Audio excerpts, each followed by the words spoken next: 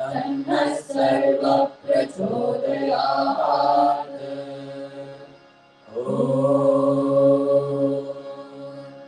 साईश्वराय विद्महे सत्यदेवाय धीमहि तन्नः सर्व प्रचोदयात्। ॐ शान्ति शान्ति शान्तिः। ॐ श्री भगवान श्री सत्य साई बाबाय नमः। ॐ श्री साई सत्य स्वरूपाय नमः। ॐ श्री साई सत्य धर्म परायणाय नमः। ॐ श्री साई वरदाय नमः। ॐ श्री साई सत्पुरुषाय नमः। ॐ श्री साई सत्यगुणात्मने नमः। ॐ श्री साई साधुवन्दनाय नमः। ॐ श्री साई साधुजनपोषणाय नमः। ॐ श्री साई सर्वज्ञाय नमः। ॐ श्री साई सर्वजनप्रियाय नमः। ॐ श्री साई सर्वशक्तिमूर्तये नमः। ॐ श्री साई सर्वेशाय नमः। ॐ श्री साई सर्वसंगपरित्यागिने नमः। ॐ श्री साई सर्वान्तर्यामिने नमः। ॐ श्री साई महिमात्मने नमः। ॐ श्री साई महेश्वर स्वरूपाय नमः। ॐ श्री साई बद्रीनामोद्भवाय नमः। ॐ श्री साई बद्री क्षेत्र निवासिने नमः। ॐ श्री साई यशकाय श्रीनिवासिने नमः। ॐ श्री साई धोळि आदिपल्ली सोमप्पाय नमः। ॐ श्री साई भारद्वाज ऋषिगोत्राय नमः। ॐ श्री साई भक्तवत्सलाय नमः। ॐ श्री साई अवान्तरात्मने नमः। ॐ श्री साई अवतारमूर्तये नमः। ॐ श्री साई सर्वभयनिवारिणे नमः। ॐ श्री साई आपस्तम्भसूत्राय नमः। ॐ श्री साई अभयप्रदाय नमः। ॐ श्री साई रत्नाकर वंशोद्भवाय नमः। ॐ श्री साई शिरडी साई अभेद शक्ति अवताराय नमः। ॐ श्री साई शंकराय नमः। ॐ श्री साई शिरडी साई मूर्तये नमः। ॐ श्री साई द्वारकामाई वासिने नमः। ॐ श्री साई चित्रावती कटपुट्टपर्ति विहारिणे नमः। ॐ श्री साई शक्तिप्रदाय नमः। ॐ श्री साई शरणागतत्राणाय नमः। ॐ श्री साई आनन्दाय नमः। ॐ श्री साई आनन्ददाय नमः। ॐ श्री साई आर्तत्राणपरायणाय नमः। ॐ श्री साई अनाथनाथाय नमः। ॐ श्री साई असहाय सहायाय नमः। ॐ श्री साई लोकबान्धवाय नमः।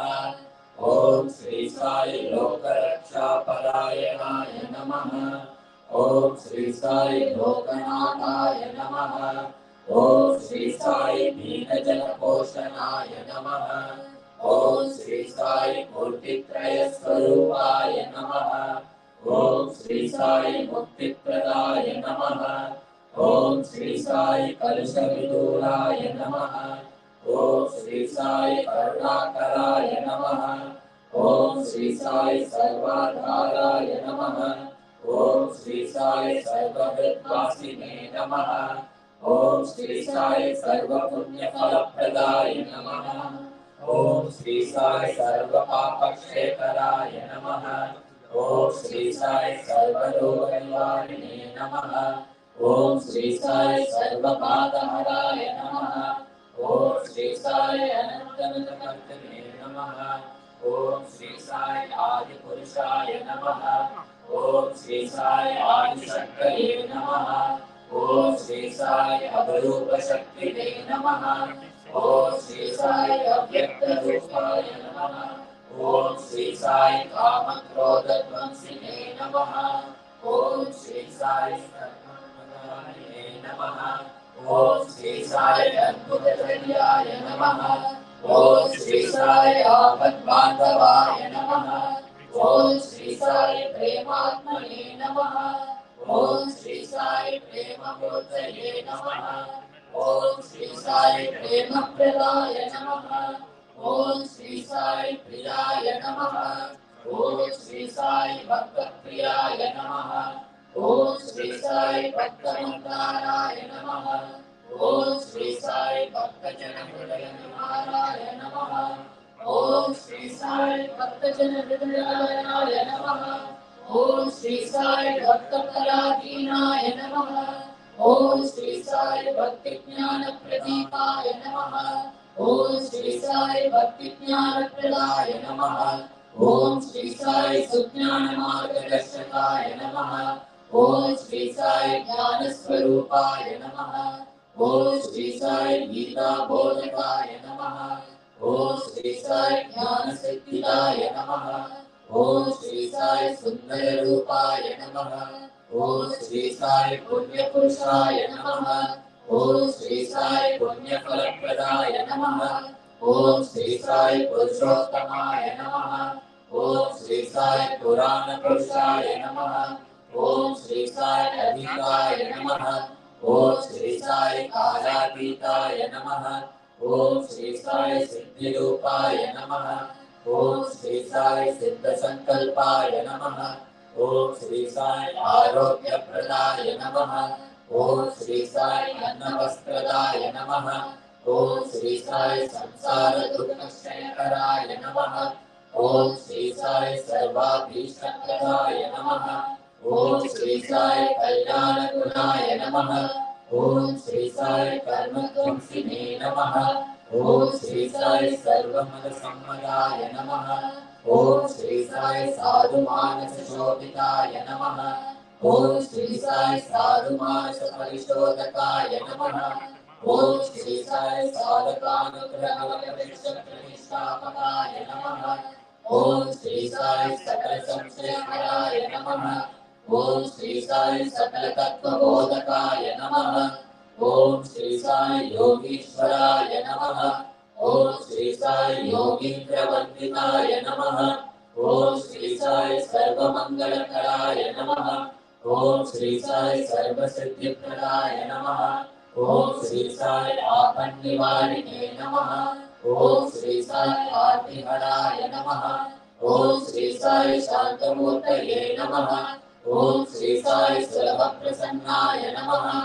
ओम श्री साई भगवान श्री सत्य साई बाबाय नमः।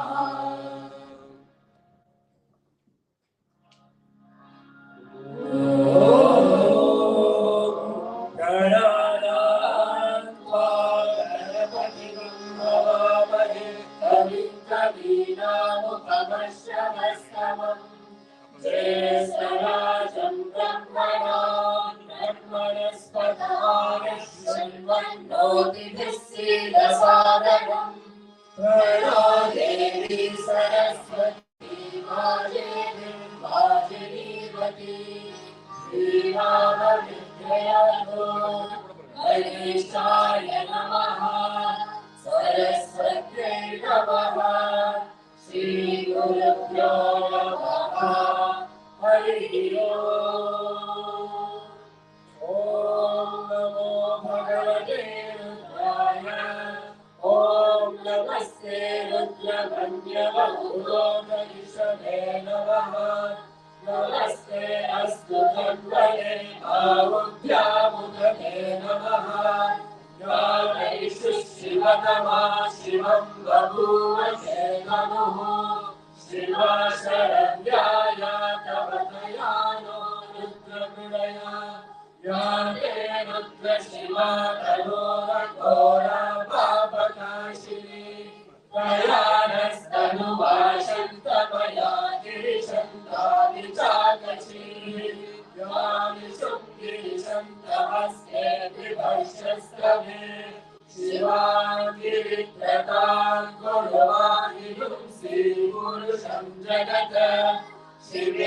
वचसा गिरिशाचावनामसि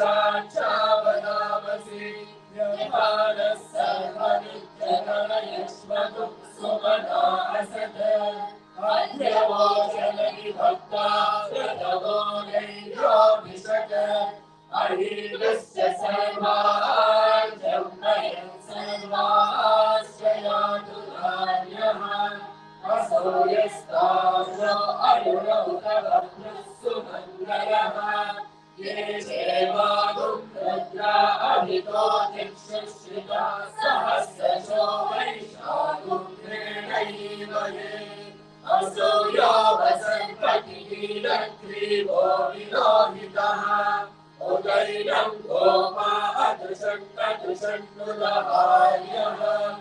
उदैनं विश्वाभूतानि सदृशो विलयाकिलः नमो अस्तु नीलग्रीवाय सहस्राक्षाय पीयूषे अतो ये अस्य सत्त्वादो अन्तेभ्योऽकरं नमः प्रमुञ्चतं वनस्वमुभयोरान्तियोषाम् याश्च ते हस्त इषवः पराता भगवो मम अवतत्य धनुस्त्वं सहस्राक्षसतेषु ते निशीयशल्यानामुखा शिवो नः सुमना भव विद्युं तदुत्कपर्किलो विचल्यो मानवानुमुखा अनेशङ्गस्येषव आहुरस्य विसङ्गतिः याते दुर्वेदुष्टमहस्ते बभूव ते ननुः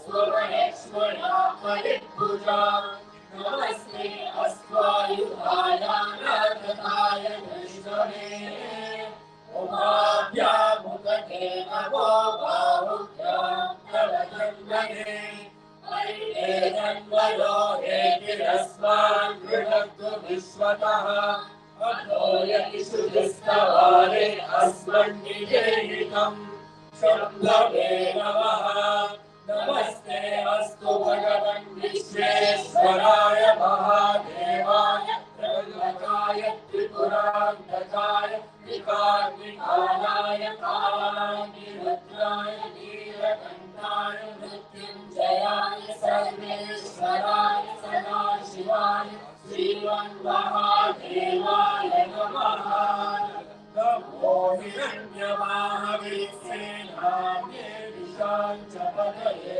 नमो नमो वृक्षेभ्यो परिकेशेभ्यः पशूनां पतये नमो नमः संस्कृतराय द्विषीमते अधीनां पतये नमो नमो अमृषाय विद्यादिदेवानां पतये नमो नमो हरिकेशायोपवीतिने पुष्टानां पतये नमो नमो भवस्य जगतां पतये नमो नमो रुद्राय तथा विनश्चेतानां पतये नमो नमः सूताय अन्त्याय वनानां पतये नमो नमो लोहिताय पतये वृषाणां पतये नमो नमो मन्त्रिदेवालिकाय कक्षाणां पतये नमो नमो सुमन्तये वायुवस्कृतायोषधीनां पतये नमो नमः उच्चे घोषाय क्रन्दयते भक्तीनां पतये नमो नमः कृष्णलीलाय तावते सत्त्वनां पतये नमः नमः सहवानाय दिव्याभिलहाभ्याधिलीनां पतये नमो नमः ककुभाय दिशङ्गिरे स्वेदानां पतये नमो नमो दिशङ्गिरविशुगिमते तस्कराणां पतये नमो नमो वञ्चते परिवञ्चते सायूनां पतये नमो नमो विचेरवे परिचरायारण्यानां पतये नमो नमः सुगाविभ्यो विलागुंसभ्यो पुष्पमान् पतये नमो नमो सिमभ्यो नक्कञ्चरभ्यः प्रगन्धानां पतये पतये नमो नमः पुष्टिगिरिचराय कुलुञ्चानां पतये नमो नमः विष्णुमध्यो तन्वादिभ्यश्च वो नमो नमः आनन्वारेण प्रविशदानेभ्यश्च वो नमो नमः आयच्छद्यो विसृजभ्यश्च वो नमो नमोऽस्यभ्यो विद्यभ्यश्च वो नमो नमः आसीलेभ्यश्च यानेभ्यश्च वो नमो नमः स्वमभ्यो जागृभ्यश्च वो नमो नमः इष्टभ्यो भावभ्यश्च वो नमो नमः समाभ्यः समापतिभ्यश्च वो नमो नमो अश्वेभ्यो समभ्यश्च वो नमः नमः आज्ञानीभ्यो विविक्तेभ्यश्च वो नमो नमः उग्राभ्यश्च दुःखभीभ्यश्च वो नमो नमो ग्रसेभ्यो ग्रसपतिभ्यश्च वो नमो नमो रागेभ्यो रागपतिभ्यश्च वो नमो नमो गणेभ्यो गणपतिभ्यश्च वो नमो नमो विरूपेभ्यो विश्वरूपेभ्यश्च वो नमो नमो अनद्यक्षुल्लकेभ्यश्च वो नमो नमो रथेभ्यो रथेभ्यश्च वो नमो नमो रथेभ्यो रणपतिभ्यश्च वो नमो नमः सेनाभ्यश्च वो नमो नमः शत्रुभ्यः संग्रहीतृभ्यश्च वो नमो नमः स्तुभ्यो रणकारेभ्यश्च वो नमो नमः कुलालेन कर्मालेभ्यश्च वो नमो नमः उञ्चिष्टेभ्यो निशानेभ्यश्च वो नमो नमः विष्णुभ्यो ब्रह्मभ्यश्च वो नमो नमः हृदयुभ्यः स्वनिभ्यश्च वो नमो नमः स्वभ्यः स्वभगिभ्यश्च वो नमः नमो भवाय च रुद्राय च नमः शर्वाय च पशुपतये च नमो नीलग्रीवाय च श्रीकण्ठाय च नमः कबद्धिके च गुप्तकेशाय च नमः सहस्राक्षाय च शतकन्धरे च नमो ईशाय च शिविविष्टाय च नमो नीरुष्टवाय च शुभके च नमो ह्रस्वाय च वामनाय च नमो जगते च वैश्चीयसे च नमो वृद्धाय च समृद्ध्वने च नमो अग्र्याय च प्रथमाय च नमः आशके चाधिराय च नमः शीघ्राय च शीघ्राय च नमः ऊर्ध्याय च प्रस्वज्ञाय च नमः स्रोतस्याय च दीर्घाय च नमो ज्येष्ठाय च कनिष्ठाय च नमः पूर्वजाय च परजाय च नमो मध्यमाय च परमाय च नमो जगन्याय च बुद्धियाय च नमः सोभ्याय च प्रतिसर्याय च नमो ग्राम्याय च क्षेम्याय च नमः उर्वर्याय च कल्याय च नमः श्लोक्याय च असाध्याय च नमो कन्याय च कक्षाय च नमः श्रवाय च प्रतिश्रवाय च नमः आशुषेणाय च सुरथाय च नमः शूराय च अभिन्दते च नमो गर्भिणे च मरूकिणे च नमो देविने च कवचिने च नमः श्रुताय च श्रुतसेनाय च नमो दुर्गाय च अनन्याय च नमो कृष्णवे च प्रवशाय च नमो दूताय च प्रहिताय च नमो निषङ्गिने च सुधिपते च नमः श्रीशेषवे चायुधिने च नमः स्वायुधाय च सुनन्दने च नमः स्तुत्याय च पत्याय च नमः कात्याय च रीत्याय च नमः सूर्याय च सरस्याय च नमो नाद्याय च वैशन्ताय च नमः पूप्याय च पट्याय च नमो वैश्याय च वैश्याय च नमो मेघ्याय च विद्युत्याय च नमः ईभ्याय च तप्याय च नमो वाद्याय च रेश्म्याय च नमो वास्तव्याय च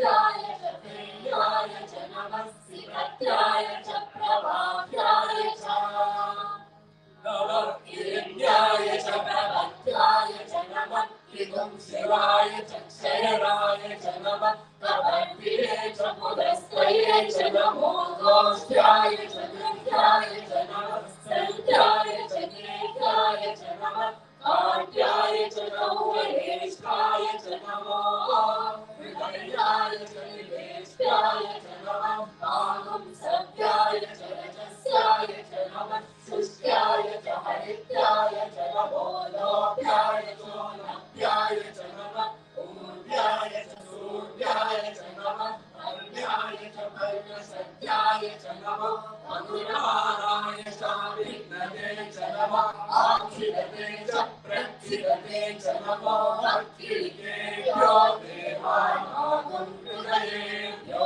नमो विच्छिन्नतेभ्यो नमो विचिन्वतेभ्यो नमः आदिभक्तेभ्यो नमः आदिभक्तेभ्यः रामे अन्धसस्तके दरिद्रं दीनलोहिता येषां पुरुषाणां येषां पशूनां मायो येषां किञ्चनामवते या ते रुद्रशिवा तनुशिवा विश्वामभेषजी शिवा रुद्रस्य भेषजी तया नो मृगजीवसे इवाहुं रुद्राय तमसे कपर्दिने श्रेयप्रियाय प्रभरामहे मतिं यथा नः सहसद्विपदे चतुष्पदे विश्वं पुष्टं ग्रामे अस्मिन्नयातुरम् पुराणो रुद्रो तनोपयस्त्रिदिक्षयप्रियाय तमसा विधेवते यक्षं च योश्च मधुराय चेत्पिनाकलश्यामत्वमुद्रप्रणीतो बालो महान्तमुदबालो अर्धकं मानमुक्षन्तमुदमानमुक्षिकम् मानो मदीर्पितरं मोदमातरं प्रियामानस्तनुवो रुद्रवीरिषः मानस्तोके तदये मानमारिषिमानो गोषुमानो अश्वेषु वीरिषः वीरार्पालो रुद्रभावितो बलीर्विश्वन्तो नमसा विधेमते आराते गोपुरुषक्ते क्षयप्रियाय सुम्नमस्मेते अस्तु रक्षा चलो अनिचरेव ब्रूयया चरश्चर्मयच्छत्रिमहा सहीष्णुतं रक्तसदैयुवालं विमग्नभीमं महत्त्वपुत्रम् चरित्रे रुद्रस्तवालो अन्यन्ते अस्मन्निव पञ्चसेनाः हरिलो रुद्रस्य हेर्विभक्तु परित्वेषस्य दुर्मतिर्भायोः अवस्थिरामनवभ्यस्तमुष्टवीरश्लोकाय तनयाय प्रलयान् वीरिष्टमशिवतमशिवो नः सुमना भवान् कर्णे दश आयुधं निधाय कृत्रिमवसान आचरभिरामं विप्रदानहि विविधविलोहित नमस्ते अस्तु भगवः यास्ते सहस्रगुण्डे तयोन्यस्मन्निव बन्धुताः सहस्राणि सहस्रदा बाहुवस्तनहेतयः तासामीशानो परवप्तराचीना मुखाकृति सहस्राणि सहस्रशोरे रुद्राणि भूम्याः तेषां सहस्रयोजने वदन्तानि तन्मसि अस्मिन् महत्यर्णवे कलिक्षेमवाहि हीनग्रीवा श्रीकण्ठाः सर्वा अतः क्षमाचराः हीनग्रीवा श्रीकण्ठादिवगुं रुद्रा उपश्रिताः ये वृक्षेषु सस्मिञ्जरा नीलग्रीवा विलोहिताः ये भूतानामधिपतयो ऋषिकासक्तपर्दिनः ये अन्येषु विविद्यन्ति पात्रेषु विपदो जनाय ये पदाम्पतिरक्षरायैलभृताय विवः ये तीर्थानि प्रचरन्ति सुखावन्तो निशम्यनः य एतावन्तश्च भूयातुं सश्च दिशो रुद्राभितस्थिरे येषातुं सहस्रयोजने वदन्वानि तन्मसि नमो रुद्रेभ्यो ये पृथिव्याये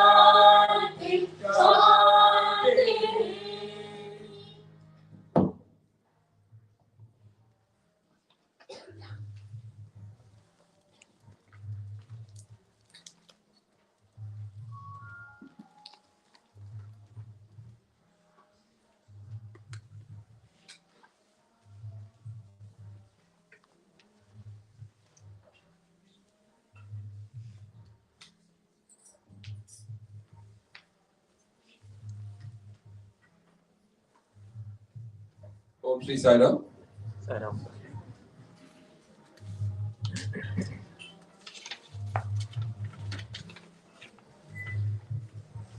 On behalf of all of us gathered here, my humble pranams at the lotus feet of our dear Bhagwan, Sri Sathya Sai Baba.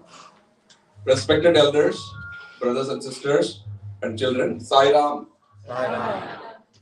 So let us all wish together to our dear Swami. Let us say Happy Birthday Swami together 3 times. Happy birthday Swami. Happy birthday Swami. Happy birthday Swami. So dear Swami, we love you so much.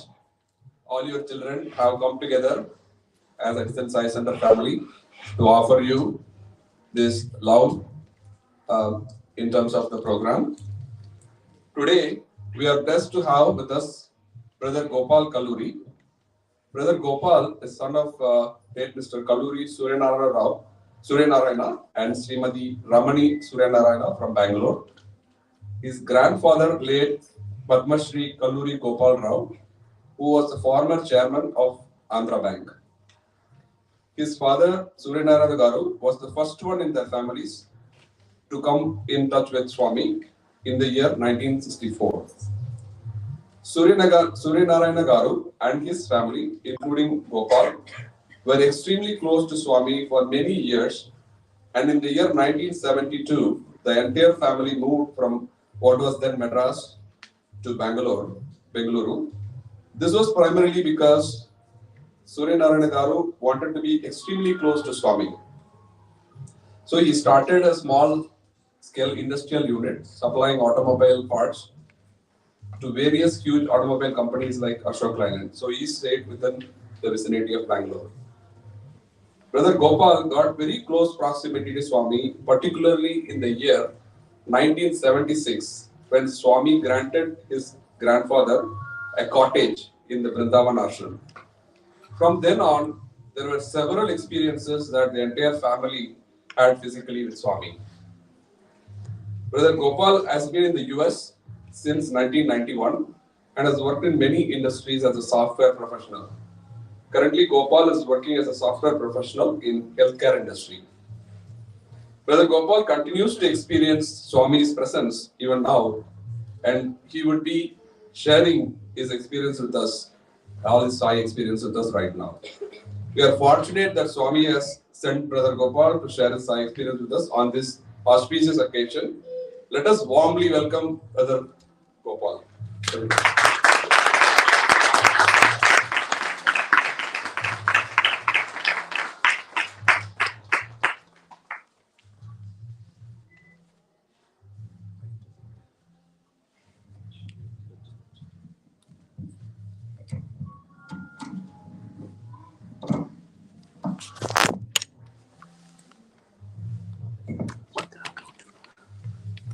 Sign up.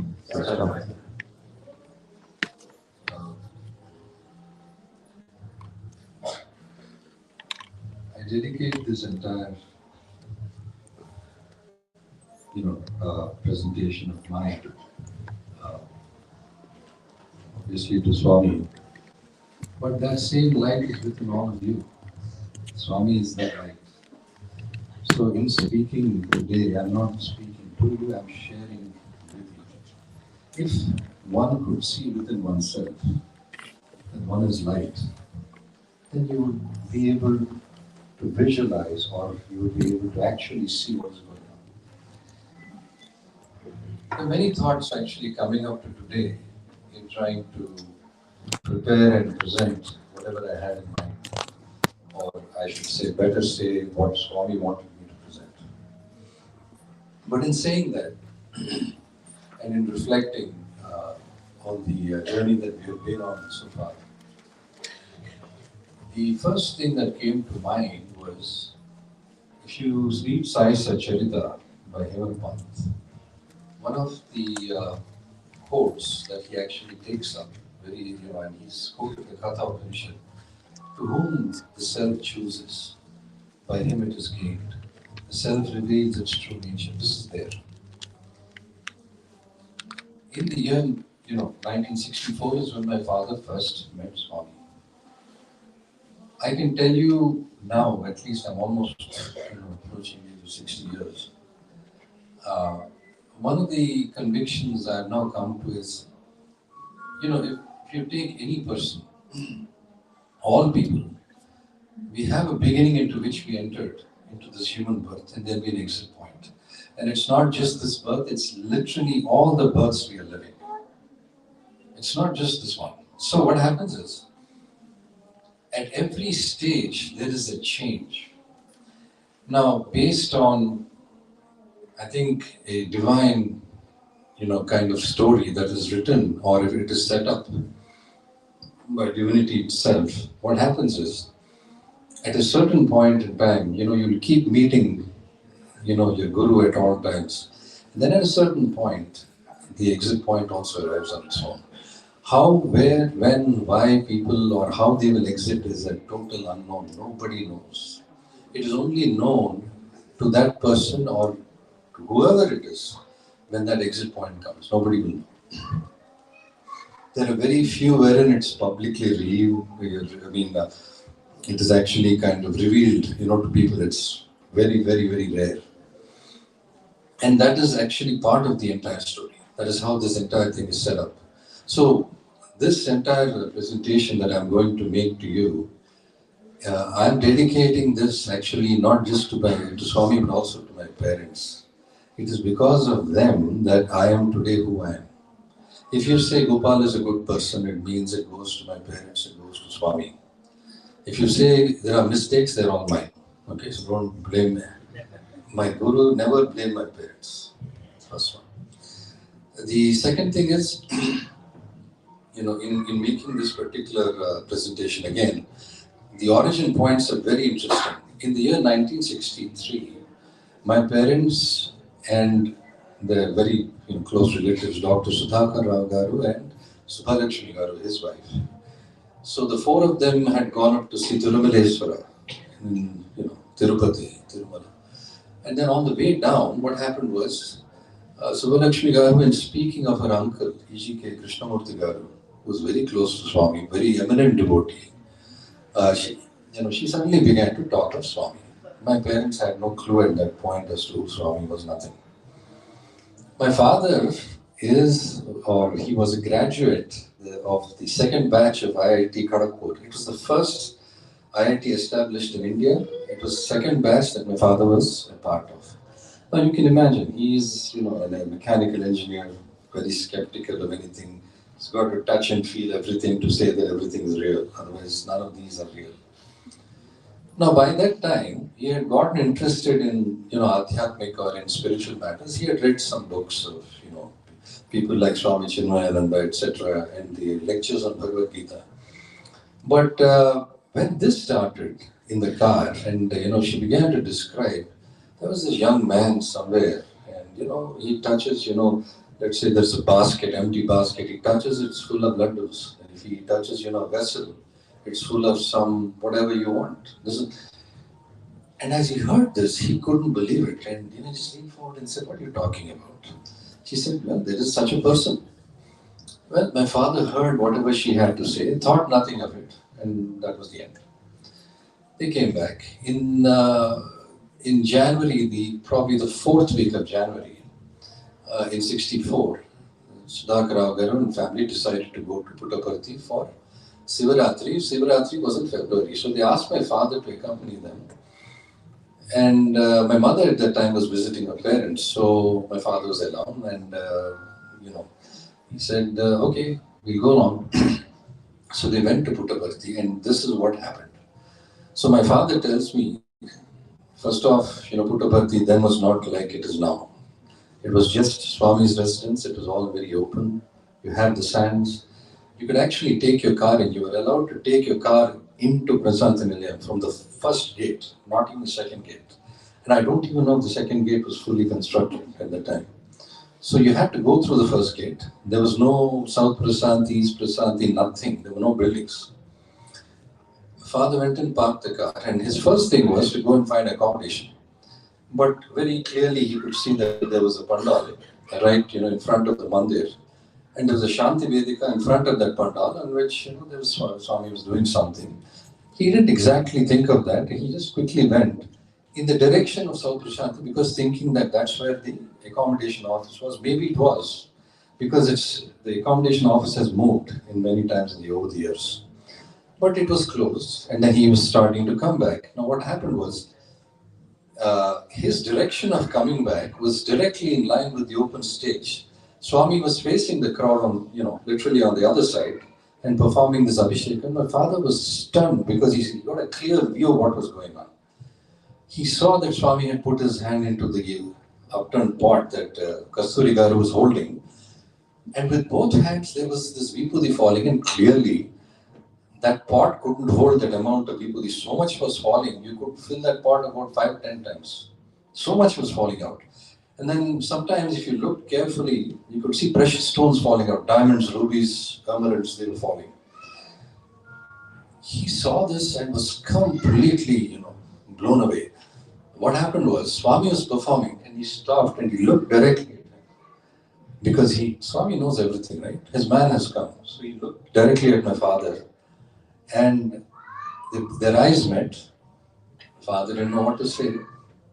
Now, if you looked at, where he had gone, it looked as if he had gone over to the ladies' side, actually, from the back. So they all, started to yell and say, listen, you come back this side. He said, yes, yes, I'll be back. He went to the front, and he came and arrived, and he was watching Swami from a distance, actually. Now, how many people were there? I asked my father. He said, maybe 3,000. There were not that many.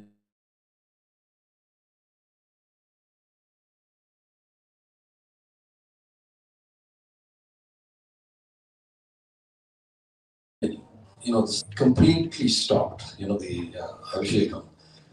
And then, he went back to doing the Abhishekam, finished everything. My father saw this.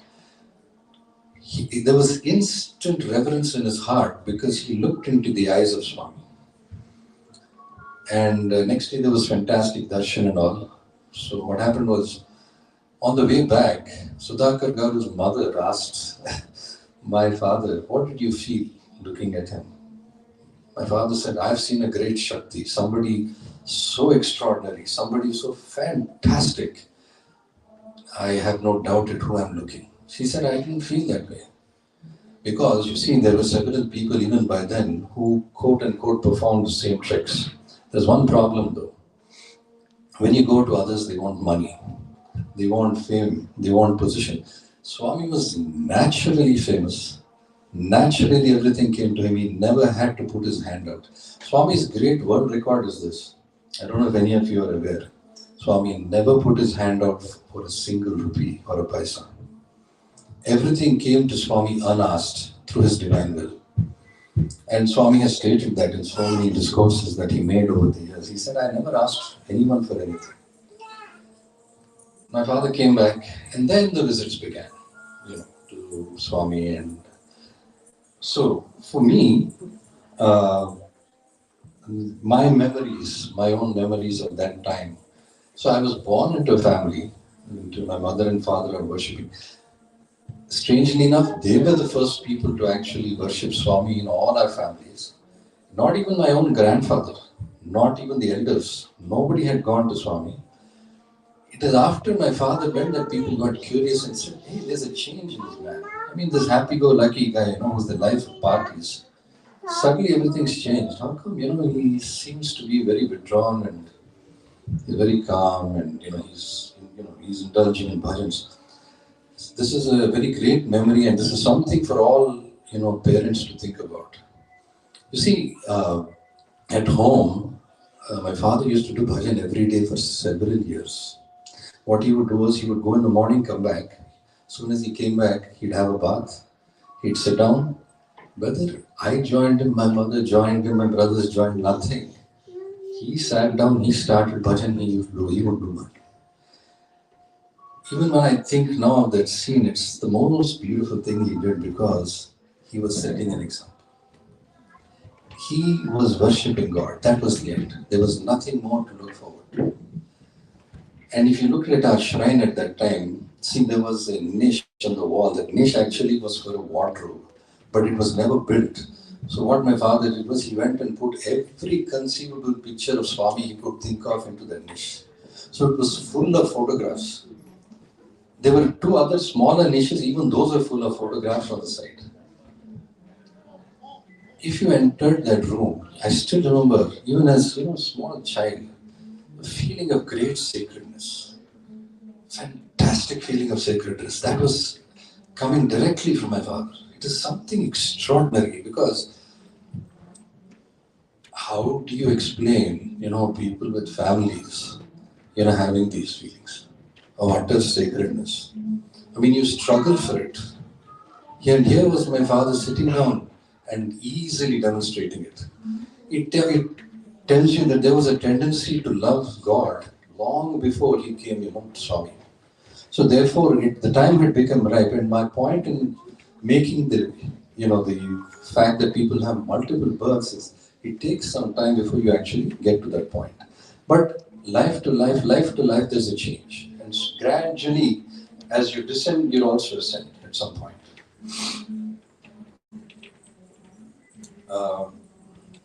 I remember going to so many functions, whenever Swami came to Madras. And in those days, Swami's entire, somehow his focus was Madras. I'm not sure why. He would come there any number of times. He would come there at the drop of a hat, literally. Somebody just had to say, please come. And before you know it, Swami's there. Swami would come, and before you know it, there's a massive crowd just sitting waiting for him. He used to land very often. Swami used to land very often in the home of Venkatamani Garu. And there is one memory that my parents gave me. I was a baby, and I liked playing with my father's pen that he used to keep in his pocket. What happened was, one day when they had gone home to Venkatamani Garu's house, there were about 30 people. Swami gave a small talk, and then he started to sing a bhajan. The bhajan was Govinda Krishna Jai Gopal Krishna Jai. I had been bothering my father to give the pen, so I took the pen, and then I kind of was on the floor, and then I started to swing my hand with the pen as if I was conducting the bhajan.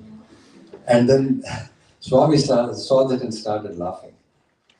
And this is one memory my father says. There were visits to Abbotsbury. Abbotsbury in those days, I think the building is now gone, but Abbotsbury was a very big hall in Madras, and Swami used to come there and talk to a lot of people, and the hall used to always generally be full. Now, even there, Swami used to go around telling people, see, Namasmaranam should be like a motor in your head and in your heart. It should be so fast. It should be so fast that you don't stop uttering the name of God. It should be that fast. One day, almost as if to illustrate this point, he sang Padashita Chora, but he sang it so fast, you couldn't even follow him anymore. It was so quick and so fast. I mean, people were, starting to laugh because of the sheer absurdity of it. Swami could sing. He couldn't sing. This was, just a memory. I was there, I saw it. I was part of that crowd. Swami came in those days, in 1960s, twice to our home. One was for my Aksharabhyasam. So he came home and he performed the Aksharabhyasam. And then there was also the naming ceremony for my younger brother Kishore. So we are three brothers. He's the next one after me. So twice he came home. So he taught me, and on the slate he wrote Om Sri Ram. I chanted even today. And for my brother, he named him Krishna Kishore. So, as per our naming conventions and shall we say traditions. Once Swami was supposed to come over on the third time, but somehow he probably was on his way, but for some reason he didn't make it. In 1971, we had 3 interviews with Swami. And this was when I began to really get aware of Swami as, my very, very, I would say, I didn't think of him as a guru. I never classified Swami as anything. I just looked upon him as somebody whom I could love. That's it. I never said he was father, mother, brother, sister, nothing. I was just looking at Bhagwan and there were no definitions. How do you explain this? And someone has to tell me. I went into the interview room. So we went morning, evening, morning. Those were the 3 interviews. And during that time, the naming ceremony for my brother, and then the next day, and this is my last brother Sai. So first day he was named, and then the next day he was actually the Anaprastham for him first feeding of food. The distinct memory I have of those interviews, I get into that interview as a child of 7 years or something. Then Prasanthi Nilayam in those days was a home. It was not, what you see as now. And I felt so much at home that now I recall very clearly, I felt as if that was my home. I had no problems there. And then I could always go home to Bhagwan. Swami was my reference point for anything. And I gradually, as I grew up, I realized that I only had to go back to Swami and look at him If I had any doubt, just look at him. Swami has cleared that doubt off before you.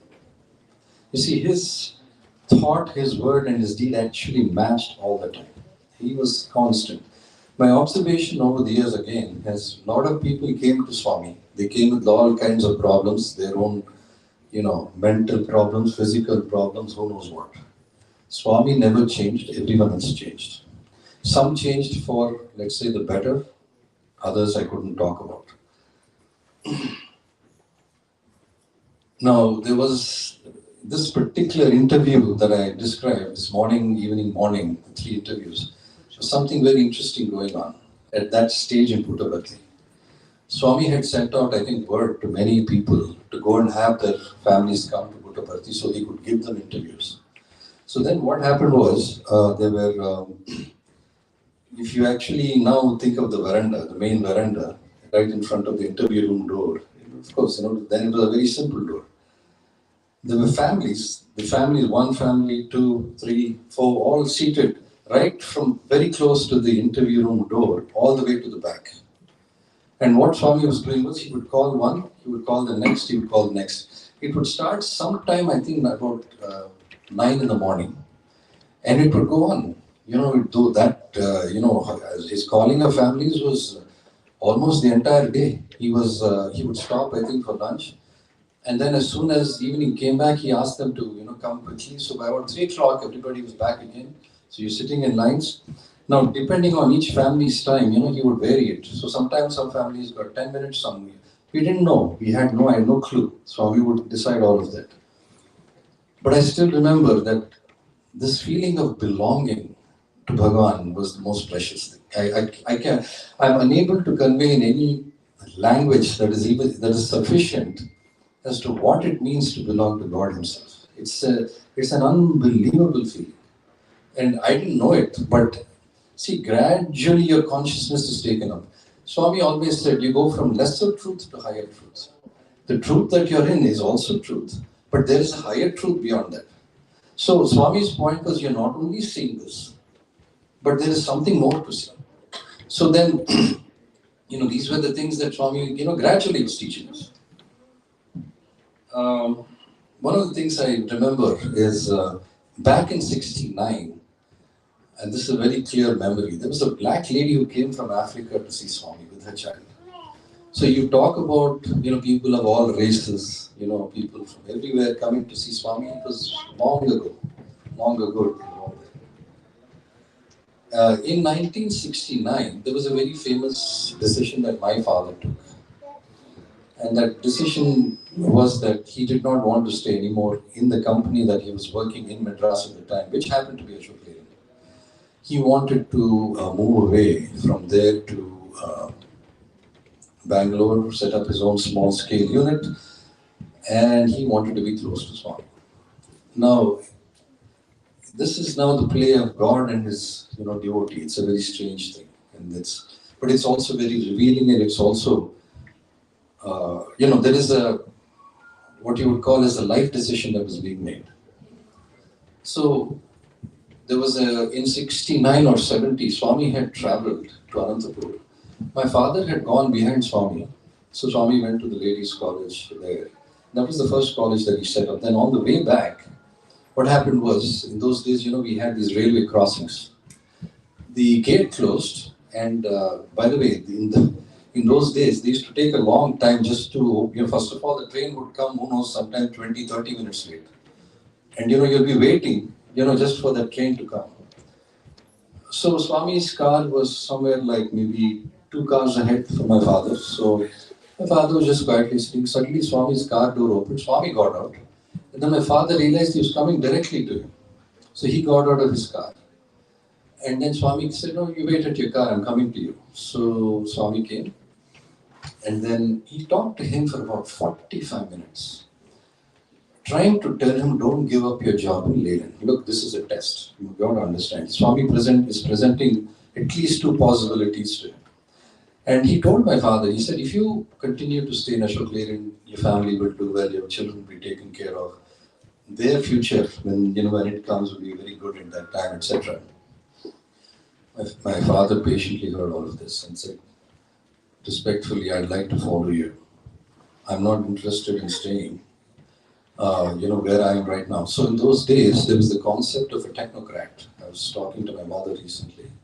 And what she was saying was, in those days, a technocrat is a guy who's extremely technically savvy, but he can also then set up his own business, based on the knowledge that he has, so that he is an independent entity, so to speak, or an independent business. So my father wanted to do that. And I asked my father, I said, why did you do this? I mean, why did you? And my father said a very simple thing. He said, look, at the end of the day, whether you call it, the end of, let's say, a month or a year or your career, call it what you will, your hands are spread out before God asking for the money to come to you. When I had that God with me, why would I go to Him directly? Why would I, ignore, or why would I say that my current job is as good? Even if He's saying it, He felt it was a test. As life proved, as life, by following Swami or by moving to Bangalore, see, life changed, completely changed. We got to be with Swami, we got to be extremely close to Swami. And that began in the year, I would say, 1976, because that's when we went into Vrindavan Ashram, and we went into the Swami's actual residence, and we could see Swami there. So my father made this very important decision. Now, what happened was in the 1990s, now this is talking of many years later, my youngest brother, Sai Kiran, was studying in Swami's college. One day, while speaking in Thrive Vrindavan, Swami suddenly said, he pointed to my brother and said, this fellow's father followed me to Bangalore because he didn't want, to stay, in Madras far away from me. He wanted to be, close to me, physically. And so he left everything and came away. My father wanted to, he had some ideals at the time. He wanted to make some, create jobs and, maybe help some locals. Now, when it came time actually to do the Sankusthapana, which is the first ceremony to install before you actually run the factory, that was a bit of a disaster because Swami had certain ideas, my father had certain ideas. They didn't exactly gel. But see, Bhagwan, when you are ultimately following him, he's not going to criticize you, he'll rescue you. This is how he is. So what happened was, when that time came, that's when this started. Swami actually, well after the Sankusthapana, he visited the factory. I need the slides. So this is Swami just getting out of the car. And I just want everyone just to pause for a second. That's my grandfather, that's my father and Swami. And Swami is standing actually on a ramp. So at the bottom of the ramp, Swami is standing. And then, this is something that he said at the time. He looked away to his right. So if he looked away to the right from there, you'd see one of the most beautiful scenes ever. There were these flowing meadows, and it all ended up, you're seeing the HAL airport, in the distance from that spot. You could see actually the planes landing and taking off at the time.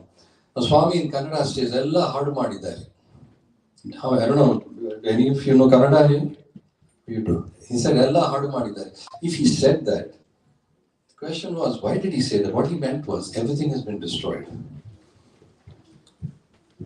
And my father and everybody, they just looked and said nothing. But now, go there and look. It's been totally destroyed. Bangalore has been smashed. There's buildings there, there's people there. It is, so terrible, you cannot imagine. Swami was exactly on point. Next. Swami is entering, and the lady in front, with the glasses, that's actually my grandmother. And next.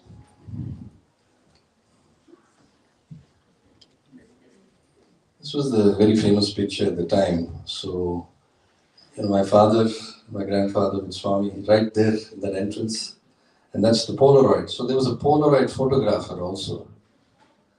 Can we cut the all lights? It's not very. You're not able to see?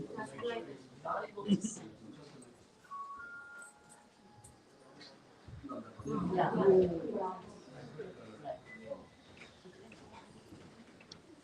Next.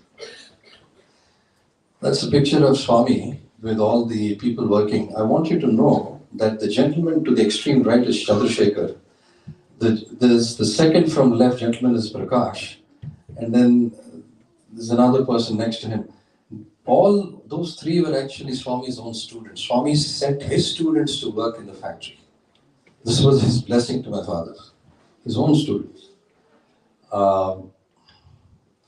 There's another guy just behind the tall gentleman, I think, to his right. Even he was Shanmugam. So he was also working, in our factory. Next. And while, his own students were handling, the equipment, Swami wanted to inspect. See, Swami knows everything as he's always there. So there's no need to tell him anything. This was just to make my father happy. And also the students, his own students. Next. Yep, same thing. Swami was inspecting, how they were working. Next. So some of the components, that my father was manufacturing, Swami was inspecting.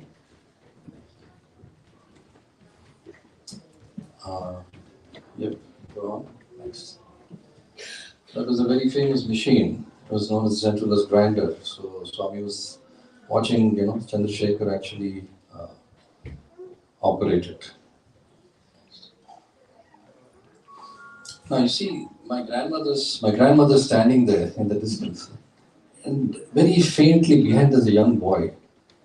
That young boy is talking to you right now, and hoping that one day, we'll see the light also.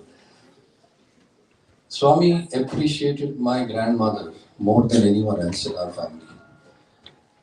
She was the reason why our family, after she passed away, almost within a few months, we got all the benefits, I can tell you. Almost, I don't know, if this is the appropriate word, but in some sense, she was the sacrificial lamb. After that, my God, what chances we got. That's all I can tell you. With Swami, so to be so close to him, and Swami commented about her, I'll come to that. So, yeah, next. These were some people who, had been invited. Next. Yep, keep going. That was a series of some of the products that were being manufactured at the time.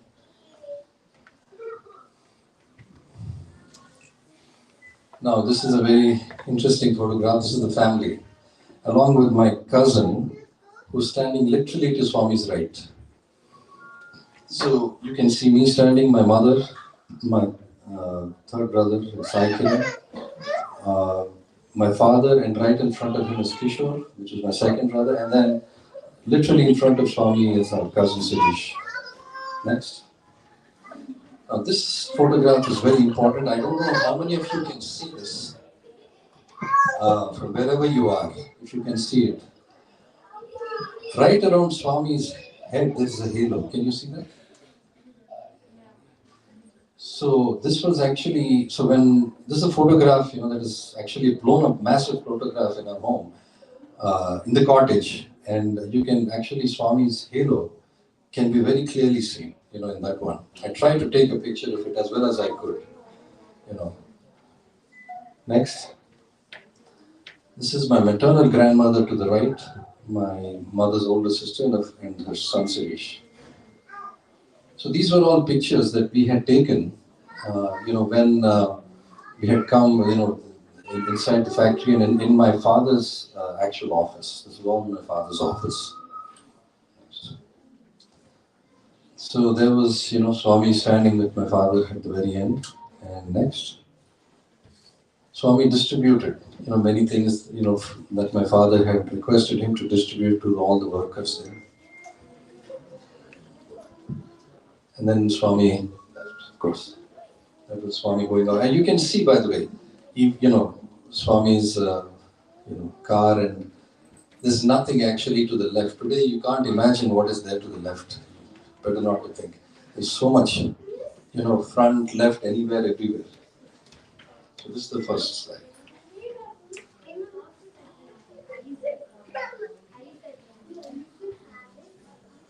like to just pause here just to recognize my grandmother because she was the most important person in all of this.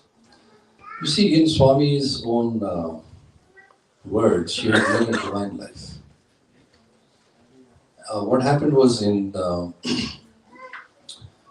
end of March, the beginning of April, my grandmother vomited blood, and later on it was found to be a malignant ulcer in her stomach. At that time, my grandfather was in Hyderabad. Swami, incidentally, was also in Hyderabad. And so my grandfather instantly dashed to Swami as soon as he heard the news because, my father informed him from Bangalore. So he went straight to Swami and met him. And then Swami said, Haste Gopalram, your wife is divine lady. She has led a divine life. There's nothing more to actually know. Here, take some vibhuti, and he gave him. Now, my grandfather thought that, she would be revived. But then matters turned otherwise and she passed away. After she passed away, Swami called us on either the 10th or the 13th day. I'm not exactly sure, but it's one of those days. One of the abiding memories of that is before the interview, I had this pounding headache. Hearing people crying at home and then it becomes a real headache. Not a good one. So we all were called, so we all went. I was sitting outside, and this is not Trai Vrindavan, this is Swami's old bungalow. Swami's old bungalow in Vrindavan, which was a beautiful bungalow. And this is outside the interview room, and Swami is actually off somewhere speaking to people and doing something. But here was the thing. Suddenly I realized I had no headache. I wondered, how did that thing disappear? Because I fully expect, even as a 12-year-old, I'll still have that headache going in. And it disappeared. Then Swami came, he went into the interview room, and there Swami was, he was not about, he didn't give in to my grandfather's, grief, so to speak. He played a little bit of tough love. He said, Gopal Rao, I can imagine any other person, weeping, who was not a Gyani, but you're a Gyani, there is a certain time for everybody. And once that time is up, that's it, there's no more. But you also know that, where is she going to go? She'll only come to me. So you don't have to worry. So why are you crying, Gopal? And he declared, she has fully merged into me, Gopal. There's nothing more to know. She will not be born again. I've seen to it. Then, that gave us all a tremendous level of peace. Even as I now think of it, it's the most thrilling, most beautiful feelings that I can tell you. When your elder has actually gone and so the Lord is sitting in front of you and telling you that it's all over, don't worry. I'm here, I've taken her, no more. And in that interview, what happened was, he just didn't entertain my grandfather's grief, so to speak. He said, look, think of it, Gopal Rao. Today, I have Bhagwantam as my right hand. You become my left hand. You are the guys who are right next to me. I'll give you things to do. You do them. And this way, he encouraged my grandfather and brought him back very quickly. He wouldn't keep him down. My grandfather is one of the greatest organizers, greatest minds that ever worked in any industry. It so happened he ended up in banking. He's India's first civil banker to get a civilian award, the Padma Shri. Padma Shri to bankers was not ever given. My grandfather was the first one to get it. Padma Shri Kalluri Gopal. Okay? And what was the reason? Why did he get that Padma Shri? You see, in the 1960s, promotion was based on seniority inside banks. My grandfather was fighting and saying, sorry, promotion should be based on merit. It should not be based on seniority because the banks have to do well. People have to do well. Your seniority matters, 2 votes. Fine, we'll consider it, but you have to be, upward mobile. You have to show that you want to go up and prove it. If you prove it, we'll give you the higher positions. But you can't say that, this sort of a thing, you'll go by seniority. So what happened was, actually, he was not even involved in this. And then, literally from the Prime Minister's office, the word was sent to 2 or 3 banks at the time. Hey, listen, who would you actually dispatch to solve this problem? Because this is a national problem. And then they all looked around and zeroed in on my grandfather. In fact, at the national level, they knew him. So they said immediately, send Gopal Rao. I asked my father about it. He said it was one of the worst assignments that anyone can ever get. It was simply horrible. At every stage he was fighting. At every stage my grandfather was in a terrible fight. It was something terrible. Now, Swami sent word to him and he spoke to him and said in Telugu, Gopal Rao, what ఏం చేసినా long ago, under any, I'm with you. You don't bend to anything they say. I'll stand by you. My grandfather stood like a rock. And all kinds of tricks were tried. There are some things that I can't even discuss here, but they were tried. I happen to know of it. I was a young kid at the time, just running around. I didn't know what was going on. But subsequently, I heard all the things that went on. It's in the aftermath of that he was given a Padma Shri in 1972.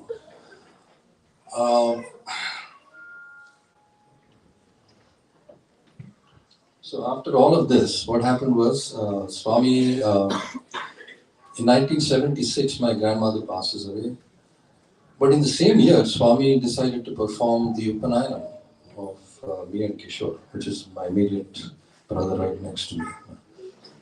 So the background to that was he called our family and also Ataya. Ataya means my father's older sister.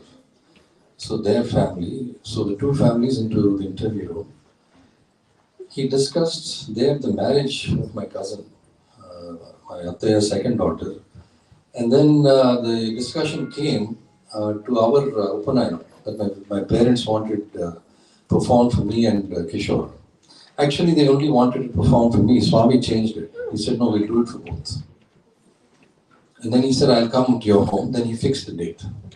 It's either August 30th or 31st of 1976. So he said, I'm coming. Now, it's normally not done because, he lost a person at home. But Swami crossed all boundaries. Because he's Bhagwan, he can do anything. And to make things sacred, to lift the spirits of everybody in the family, because my grandmother was truly a very, very great person, actually. So he came home, and that is Swami coming home on that day. Next slide. So my grandfather received Swami, but we'll stop here for 1 second. You see, there is something here to understand. So my grandfather had gone early in the morning to Vrindavan to bring Swami. So he went in his car, etc. And then I think he had one other driver or somebody. So he went and he wanted to bring Swami with him. Then Swami said, no, you don't worry, I'll bring my own car. I'll come in my own car. My grandfather had actually, at that time, we had told our family priest, we need you because, we're performing the Upanayana of both. So please come. Now what happened was, this is the old bungalow in Vrindavan. So Swami came out, the car came. There's grandfather standing next to Swami, and then he saw Kamadhan Garu. And suddenly he told Swami, Swami, it's a very good thing if Brahmasri Kamadhan Garu, he comes with us. Swami looked at him and said, yeah, get in, get into the car. It became a fateful decision. The reason is, our own priest did not come on that day. Thinking that, the Swami is some Shudra Swami.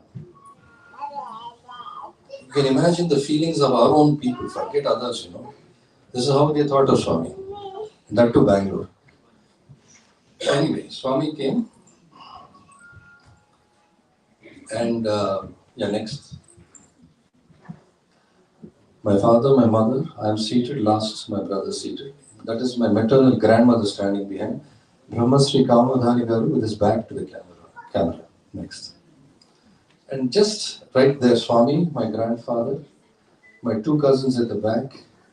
This is the rest of the people who had come that day. Next. So then what happened was, Swami was sitting there, and then, Om Gananam Tva Ganapati Bhava, it started. And he asked Kamadhanikar to start chanting the mantras. And suddenly he said, the mantras are like. This is what he said. And he stopped. And it was very funny in the sense that it's almost like he's making fun of him. See, it looks like that, it's not like that. Then, as soon as he stopped, then Swami, his chair was like this, he turned it towards us. And then suddenly he got up, right there. He waved his hands, and then he produced, what seemed like a coiled up, piece of thread. Next. My mother tells me that actually, if you looked at it, it seemed exactly like one dhanjam, not two. Swami actually, from one dhanjam, he pulled two. Next. And there, he was initiating me. So the first thing, thrice, Swami asked me to repeat after him. Gayatri Om Bhur Bhuvas Suvaha Tat Savitar Varenyam Bhargo Devasya Dhimahi Dhiyo Yona Prachodayat. I repeated it thrice after him, then he put the Dhanjam. Then he repeated the same for my brother. Okay, next. And that was him asking for my hand, so that he could put the thread next. And that was for my brother. Next. Now, from Swami's hand, there were no akshantalu given to him. Nothing. He just took his hand like this and he started to do this. And it just began to pour, And that's how you see my head is, full of akshantalu. Rice. It just began to pour, with tremendous force, And there were no, Swami, here's akshantalu, please put. Nothing. He did it himself. Okay? Next. Then you can see that the chair is turned to the right, and for 45 minutes or almost an hour, I don't know, Swami talked purely about what is Gayatri. What is the basis of Gayatri? What is the background to Gayatri? Most important things that were left with me is this. So Swami said, Gayatri can be chanted anywhere, anytime, at any place by anybody. There are no restrictions of any kind. Because Gayatri is the emperor of all mantras. And his point that he implied, you would infer it, is, during the talk is, if it is an all-round protector, it would be highly stupid not to chant it. This was his point. It is for any person, anybody, anywhere. Now, my own Bhavika's teacher at the time, now you're going back into the 70s, right? They had all, been told by, who knows, all kinds of people that, you can't, ladies can't chant Gayatri. That's what she told me. Then of all things, when Swami said that, it was so liberating. Anyone can chant Gayatri, anywhere, anytime, there are no restrictions. Then he told me and Kishore, my brother, this point. He said, see, when you chant Gayatri, in Telugu he said, you put your entire being, manaspurtito nannu talusikondi and mantram meer chadavali. Then he said, see, okkasari kuda cheppandi, just once, but don't, say 108 times without feeling. That's what he was telling me. I only want once with feeling. See, what that really means is, when you are chanting 108 times, one of them may be right. When you're trying to get that feeling. That's the point. But his point was, you must enter that feeling fully. Nowadays, when I actually pray, my feeling is, at the very beginning of prayer, pure love should be, pulsating through your heart. That feeling of love has to intensify as the prayer is going. When people are involved in the world, when we are doing all the things that we do, it's almost an impossible task. It takes about a half an hour, before you can sit down and actually slowly calm yourself. The way I do it is, and I hope it helps somebody, is I recall these beautiful incidents with Swami. There's so many. We can recall, it can be either you or anyone else. It can be anybody. And it's something that fills you with love, with happiness. I take that and start my prayers. every mantra, every right from your Omkar is only to be chanted with love and pure, shall we say, purity. See, the point is, if you're not able to do that, what is the use of coming back to bhajan? What? Who are you doing it for? At the end of life, there's only you or only me. Each one will die alone. No matter how many people are around, that person will die alone. When that happens, the only thing that will save us is the name of God. There is nothing to save us other than that. Swami's point is this. One has to constantly be in that, feeling of pure love for him. See, when you're in that feeling, then your thought, your word, your deed naturally corrects itself. You don't have to think, what will I do to X, Y, and Z. People think thoughtlessly, people do thoughtlessly, and speak thoughtlessly. All of this comes because we are not in this feeling of love. All of life is only this. We get back to our pure love. Swami gave a story for this. He said there was a son, తెలుగులో ఒక అబ్బాయి higher స్టడీస్కి అమెరికాకి వెళుతున్నాడు. Is going to America for higher studies. వాడి అమ్మ కళ్ళల్లో నీళ్లు పెట్టుకుని, నాయన ఇవాళ నువ్వు అమెరికాకి వెళుతున్నావు, అయినా అమెరికాకి వెళ్ళినప్పుడు కూడా నీ గాయత్రి చెప్పుకోవడం మాత్రం మర్చిపోకూడదు. So in other words, you're going today to America for higher studies, but even if you go, you should not forget to chant the Gayatri. The Swami said, వీడేం చేస్తాడో తెలుసా, బుక్ తీసుకున్నాడు, ఒకసారి గాయత్రి రాసి 107 times ditto పెట్టేసాడు. He said he took a book, he wrote Gayatri once and then he put ditto 107 times. He looked at me and my brother. I don't want you to do anything like that. Just get yourself into a state. Just one Gayatri if you can. It will take a little bit of chanting, but get into that state. Pure, and just leave it to me and give it off to me. That's all I need.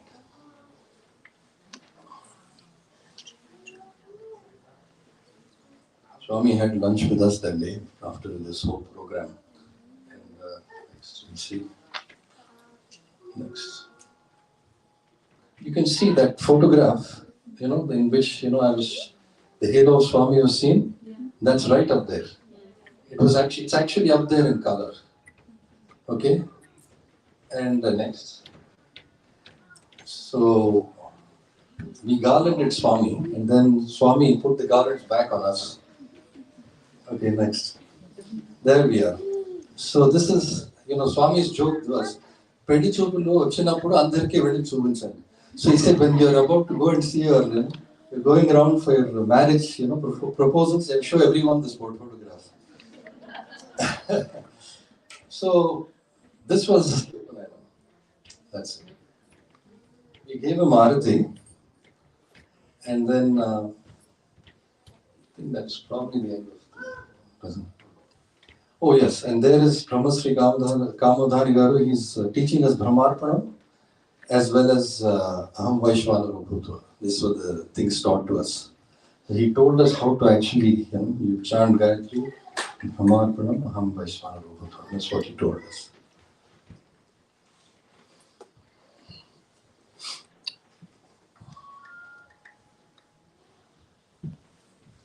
Having lunch, with us that day, Swami then, when, that photograph was there, with him and my grandfather, grandmother, he went to that spot and stood there just like a family member, as if, he's one of us. It's a stunning memory. Yeah. In the I would say, beginning to mid-90s, I developed, a flat foot problem. I had a lot of pain in my feet. And I didn't know what to do. I was going around, talking to podiatrists. I talked to all kinds of people. I didn't know what to do. Then talked to my father. Then he said, okay, you do one thing. You write a letter, you email it to me, I'll take it and give it to Swami.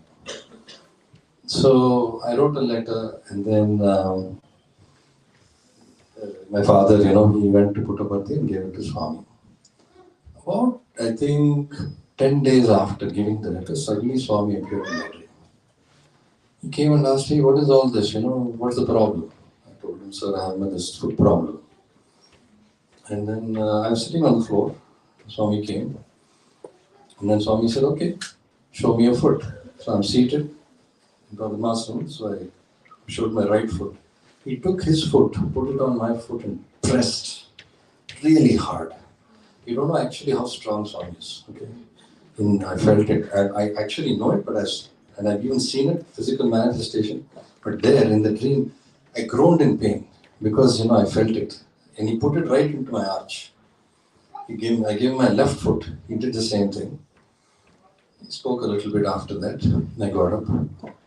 Now imagine, say about 92 or so, 92, end of 92 till about that point, which is about 98. 6 years I have suffered foot pain. Every morning I get off my bed, I put my feet on the ground, I'm in pain. First time in 6 years I put my foot on the ground and I'm not in pain. Cured in one shot. When I got up, as a very classic memory, there was a beautiful feeling that started about here. It went through my body, through my legs and out. And that was it. As I was getting up, I put my feet on the ground, fully cured. So that's another experience. My father in 1997 developed a real problem. What happened was he was working in Calcutta at the time. And he was about 61, 62 years old at the time. And he found that he was getting fever in the morning, by evening he was fine. It just went on for some time and then he found having difficulty breathing. He couldn't walk 10 paces or 15 or 20 paces without having to sit. He had to sit somewhere. Recover and then go. Recover. He came back to Bangalore and then over there, doctors said, oh, you just have to, take some medicine, you'll be fine or something. It wasn't, then he told them, sorry, it's not getting any better. Then he decided to go, for a lung checkup and all of that. During the lung checkup, it came to be known that he had a patch on the lung. Just before this, they had gone to Puttaparthi and Swami had called my grandfather, my father, my mother, and again, my Atya and her husband for an interview. And there, Swami looked at my father and said, hey, what's wrong? Swami knows, all the time Swami knows, there's no question. See, this is how Swami rescues us. We all are in not perfect love. So when we're not in perfect love, we make mistakes. So what happened was, Swami gave Vibhuti and said, okay, here you go. He had the Vibhuti, but at the time, still nothing happened. He came out. He went for the biopsy and then the second one revealed that it was actually malignant. Then the physician actually said, sir, I have to really take you right now and operate and remove the patch. And then you hope for the best. There's no guarantee of what will happen after that. My father said, it's okay, I'll get back to you. He walked out. He came home, just told my mother, close all the windows and whatever doors. We are leaving now for Puttaparthi. It's malignant, we got to go and see Swami. So what happened was, he closed up instantly, they left almost instantly, they were gone. Went to Swami and he sat in the lines. Swami actually first darshan, he came and then he avoided my father and then my grandfather through Dr. Alreja, who one of Swami's personal physicians, he went to him and through him he got some vibhuti, but Swami told him, ask him to go and see the doctors. My father knew that he was long gone for the doctors, they wouldn't be able to help him. So what happened was one day, he was still sitting, he didn't move. Then Swami came and dramatically, as Swami was going up, he turned and came to my father. He came and stood directly in front of him and said, well, what's the situation? He said, my father said, Swami, you don't cure me, I'm gone. That's what he said. Exactly. He said, they will not be able to, the doctors won't be able to take care of me. So he held his hands out like this. And this is what my father says. And Swami, he looked away for a second and then, Dillu kaani le. and he took his hand, his right hand, Swami, and he caught my father's right hand in a shake hand grip. My father told me that from Swami's hand to his hand, the feeling of tremendous well-being started coming in. It flowed through his entire being, and he said it came to his left lung and went to that patch, exactly where it was, and it began to instantly, work on the patch. He said divinity is like that. It's literally happening in real time. It came and it went straight to that patch, and it began to cure him, and he could feel that tremendous, what we call power starting to cure that patch on his lung. But then some messages you can't directly tell. It's better it comes through a third party, so to speak. So what happened was, Swami appears to me in a dream, and then he tells me, and I asked him, how did all this happen to my father? He said, Swami was actually quite annoyed. He said, hey, bad karma. If it is bad karma, it happens. What to do? It can happen to anyone. Your father is not special. Great lesson. You may be unique in life, but you're not special. Big point to understand. God is common to everybody. God is within everybody. You may be unique, but you're not special. There's nothing special about anybody. Okay? And so Swami told me, then he gave me instructions. He said, మీ నాన్నగారితో నువ్వు చెప్పు పుట్టపర్తి వదిలి వెళ్ళలేడు నేను చెప్పేంత వరకు నేను రోజు ఆయన చూస్తూ ఉండాలి ఒకరోజు నేను ఆయనతో అంటాను నువ్వు ఇంటికి వెళ్ళొచ్చు అని అప్పుడు వెళ్ళొచ్చు అంతవరకు నేను నా దగ్గరే ఉండాలి so in other words what Swami said was you tell your father that he cannot leave Puttaparthi. He cannot go home now. I have to see him every day. One day when I say he can go home, that day he can go home. Until then I have to keep seeing him. So what happened was, my father called me obviously to tell me about all of this. Now, by the way, in addition to Swami, touching his hand, he also gave him vibhuti. He put it into water and drank it as per Swami's instructions. Then he called me and he informed me. And then I told him what Swami had told me. I said, Swami has just, told me that you cannot go. So you're going to, stay there. I said, I don't know what you do, but you can't go anywhere. And meanwhile, what had happened was, my grandfather was, trying to get him to go to the super specialty. I said, forget it. What do you want to go? You know what happened. Swami is taking care of you. Forget all that. But it's a constant, he will try. Then I told him, okay, you do one thing. You get yourself out of there. There's a cottage, somewhere else you get a room. You stay there. Don't stay with my grandfather. This is what I told him. So he got out of there. He went to a different room. He stayed there. He would only visit my grandfather for lunch or dinner and not for anything else. Because that was the instruction. So that's it. He was in Puttaparthi for at least 3 months, I know. Then Swami went off to Vrindavan. He went same thing. There also we have a cottage. So he stayed in the cottage. He didn't go to city. He was in that cottage and going every day for darshan. And then he'd sit. It became like a game. You sit in which row and based on the token, where will you get your seat? Every time it came to a place where Swami would sit. That was a guarantee.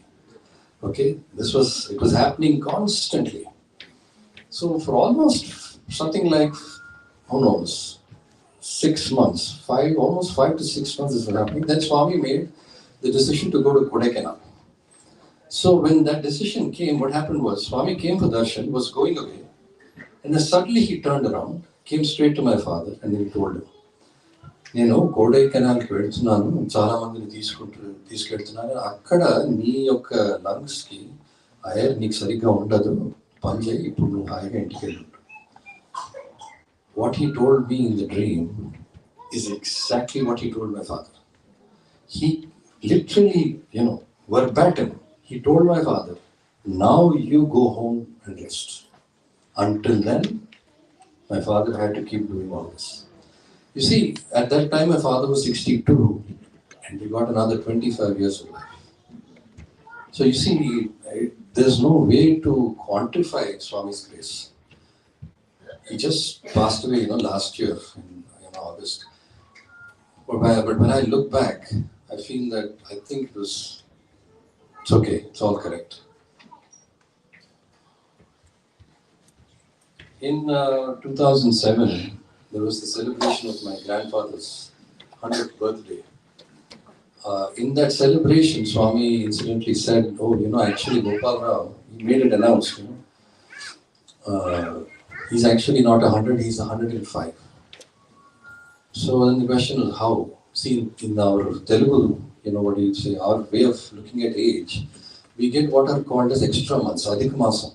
So if you add all of that up, actually you come to 105. So he said, this man, as per our ancient scriptures, is not 100, is 105.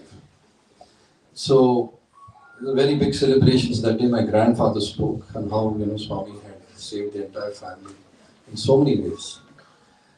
I'll stop here because I think we'd all like to have dinner for all I know. But I want to just thank Srikanth and all of you for being patiently hearing. Thank you so much. And thank you for giving me the opportunity to share all my experiences with you. I hope it benefits all of you. Thank you.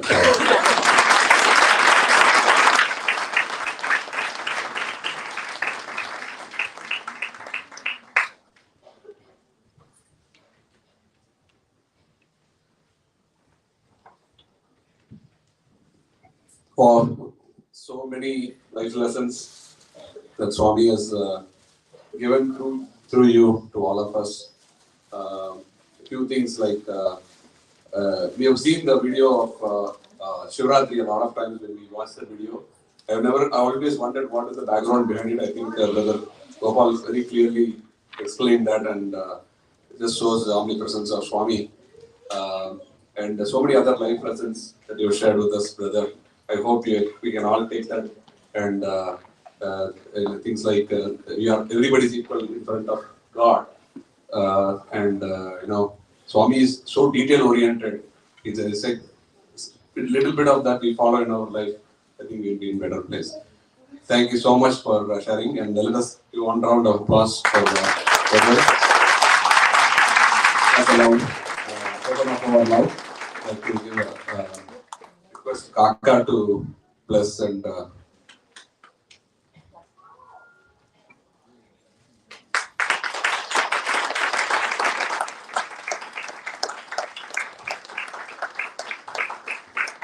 thank you so much for your. So there is one more thing that is very dear to Swami. Can somebody say what that is? Bhajan. Bhajans, yes, bhajans is dear to Swami. What else?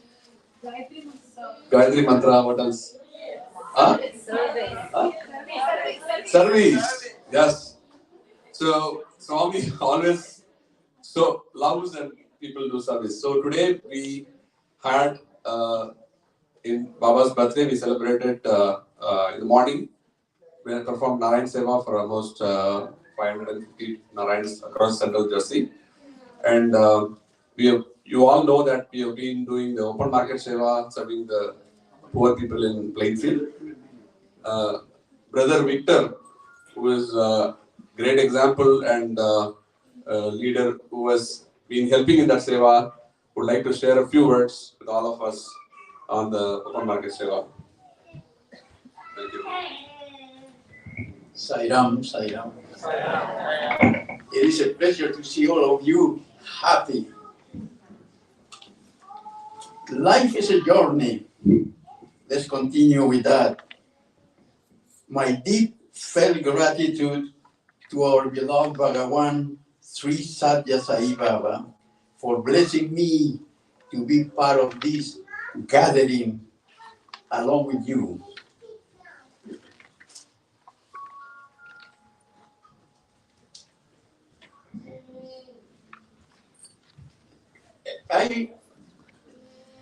People ask me, how did I come in your group with the love of Satya Sai Baba? Well, I want to tell you a small story because one of my sons told me today that you better tell them. There was in 2004, the last year of school, my son had a classmate.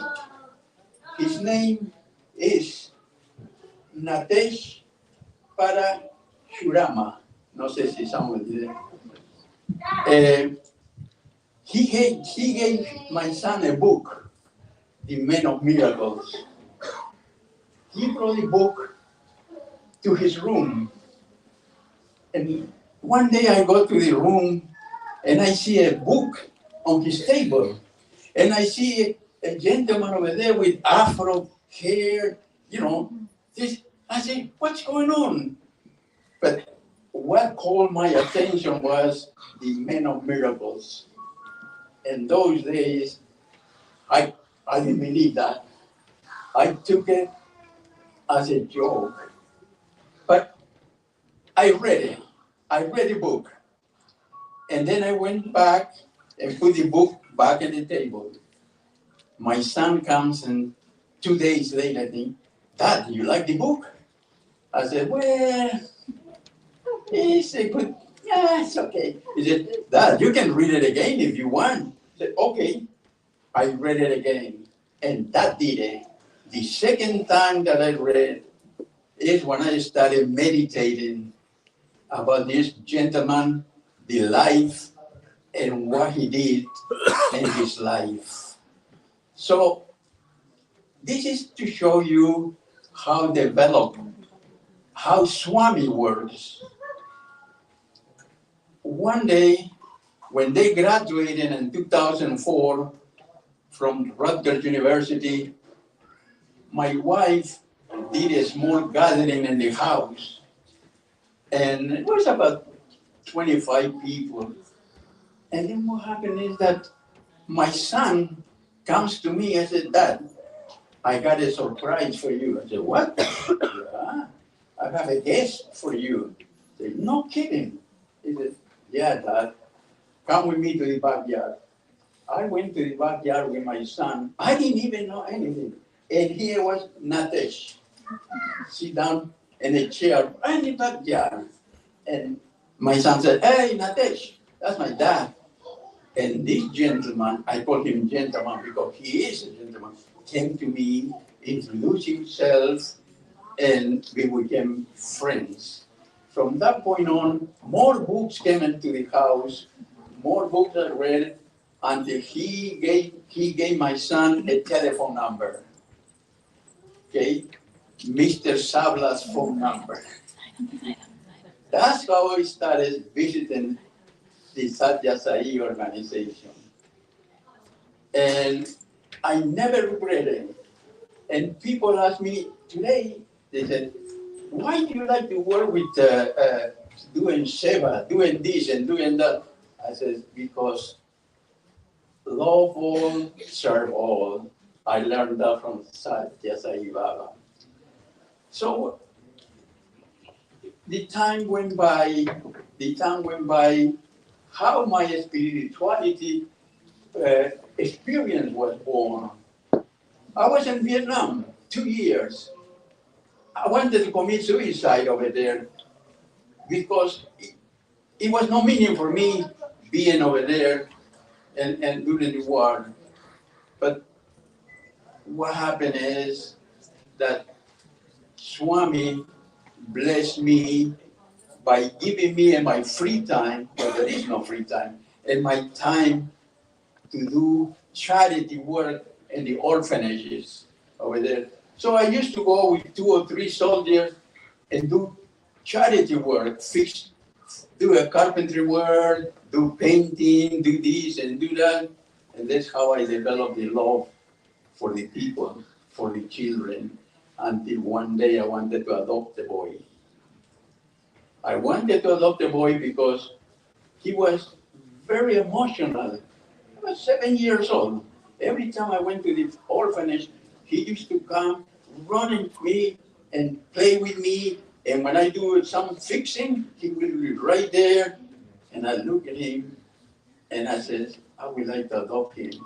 If I adopt him, I'm not going to get married. I'm going to bring him to the United States, give an education, and my son.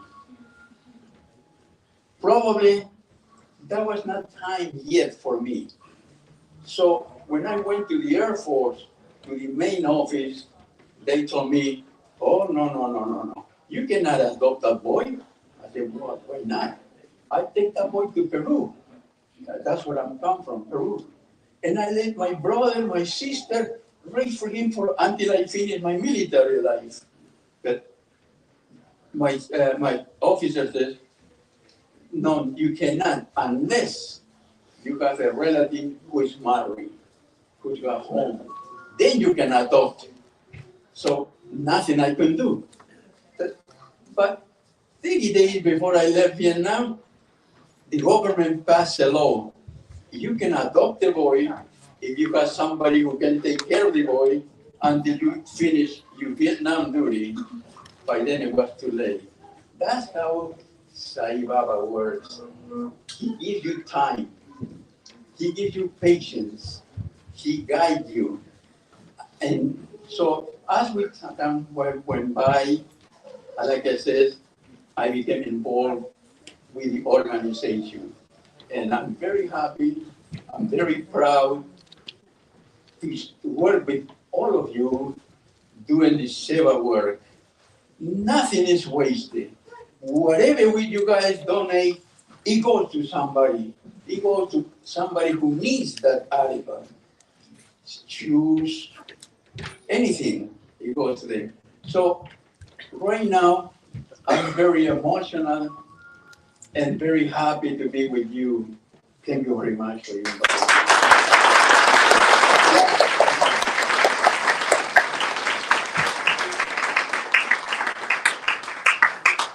Thank you, brother. You are a great inspiration for all of us to continue doing service.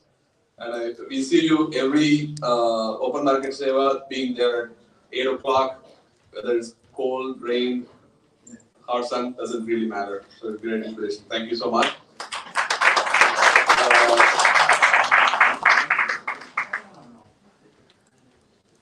Anand? Don't get old. Brother Victor, yeah, we'd just like to give you a small token of our love.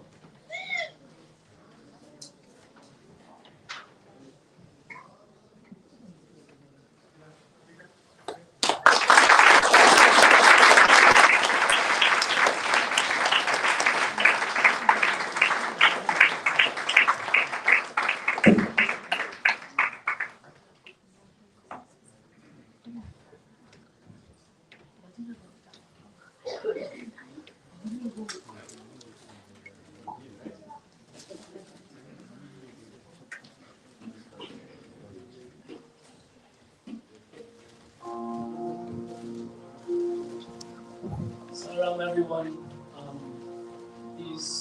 Those past two speakers was very beautiful stories, so thank you for that. So now we'll get into the music program of Swami's birthday. And we'll start off with a song for Lord Ganesha. He is the remover of obstacles, the embodiment of wisdom, the grantor of success, and dispeller of fears. Lord, we humbly seek your blessings for fearlessness and the removal of obstacles in our spiritual journey. O primordial one, you are the one with sumukha, or the sweetest taste, the leader of the ganas and the bestower of intellect. As we embark on this musical presentation, we beseech you, Lord Ganesha, to grace us with your infinite benevolence, guiding us through the intricacies of this maze called life.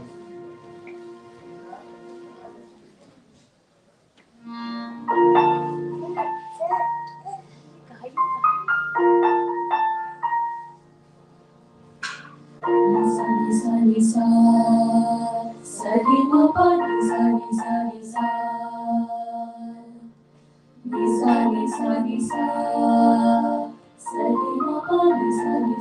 sa. Gajavadana he Ramba, Sumukhadana he Sha.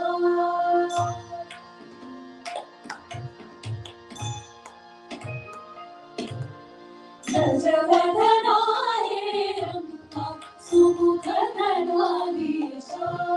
Vakratunda Vinayaka Tucharani Sha. Vakratunda Vinayaka Tucharani Sha. Gajavadana he Ramba, Sumukhadana he Sha. Vakratunda Vinayaka Tucharani Sha. Vakratunda Vinayaka Tucharani Sha. Om Ganganapataye Namaha. Om Ganganapataye Namaha. Om Ganganapataye Namaha. Mantra-Nityavadai Om Ganganapataye Namaha. Mantra-Nityavadai Dhruva-Dhruva-He Nara Vartarangi Bhajani. Dhruva-Dhruva-He Nara Vartarangi Bhajani. Vartarangi Bhajani. Gauri Hara Chintaman Dura Kari Pasha. Gauri Hara Chintaman Dura Kari Pasha. Vakratunda Vinayaka Tucharani Sha. Vakratunda Vinayaka Tucharani Sha. Om Ganganapataye Namaha. Om Ganganapataye Namaha.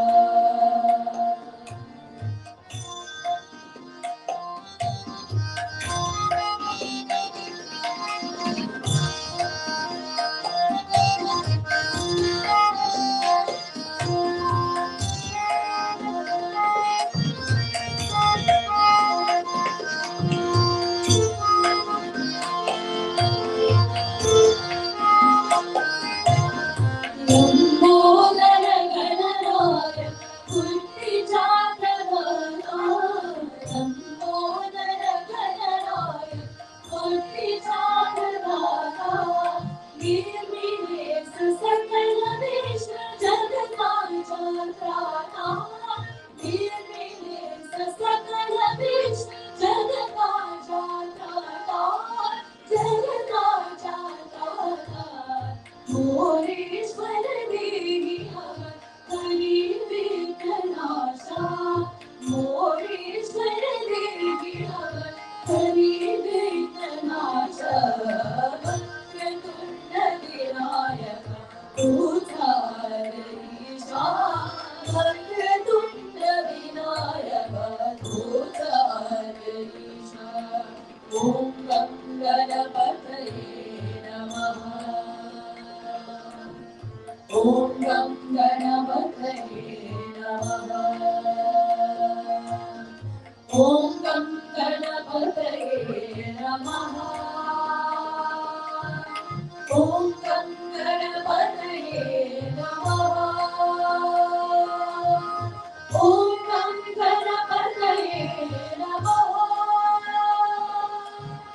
Om Ganganapataye Namaha. Om Ganganapataye Namaha. Om Ganganapataye Namaha.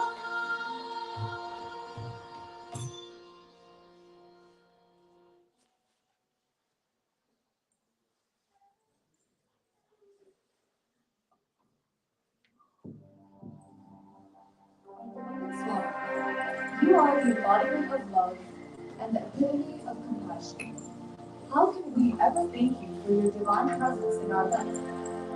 As you walk down the aisle of Prashanti, your glowing orange robe exudes beauty.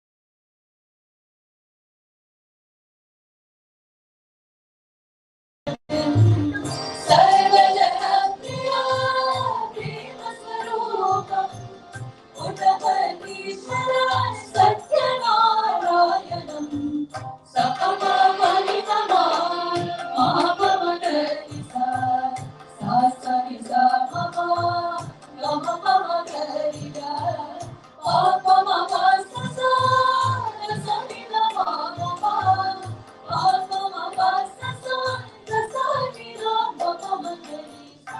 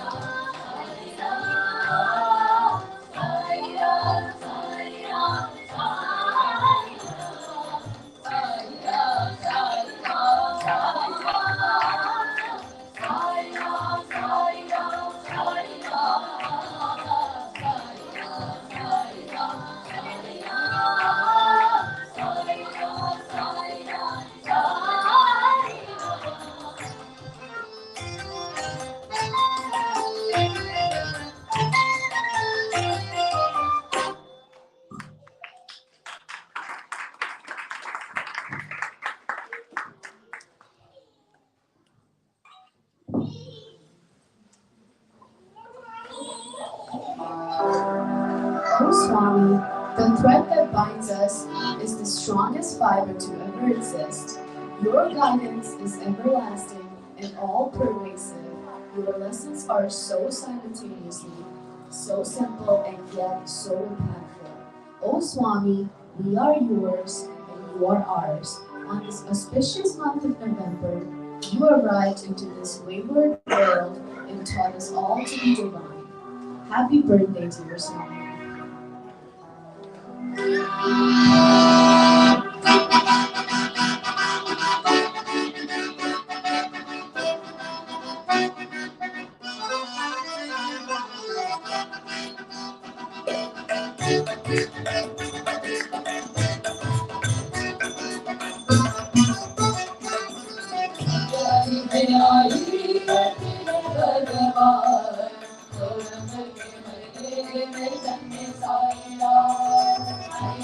Hare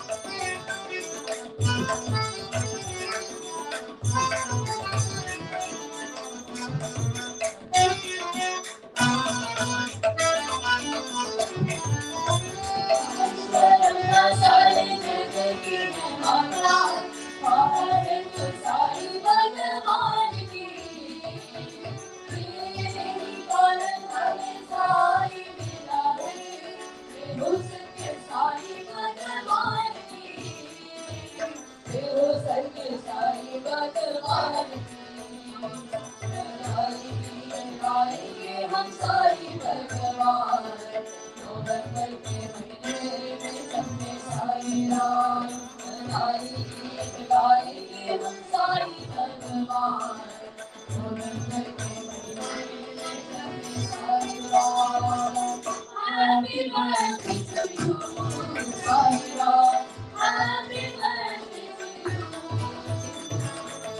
Happy birthday to you, Sai Ram. Happy birthday to you. Happy birthday to you, Sai Ram. Happy birthday to you. Happy birthday to you, Sai Ram. Happy birthday. Happy birthday to you, Sai Ram. Happy birthday to you. Happy birthday to you, Sai Ram. Happy birthday to you.